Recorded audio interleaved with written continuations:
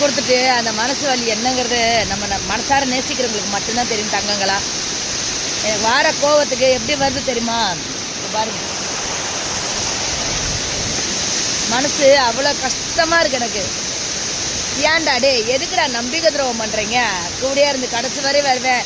அது என்னது, ஆரம்பத்தில் பழகும் போது நான் கடனை உடனே வாங்கி நான் பழகினேன், உன்னையாட்டு நான் கடன் பட்டு போயிட்டேன். இதெல்லாம் என்னடா பேச்சு? அசிங்கமா இல்லை? கேவலமா இல்லை? கேவலமாக இருக்கிறேன். ஒன்று நினச்சா தெரியுமா? அன்பு பாசங்கள்லாம் பொய்யுமா?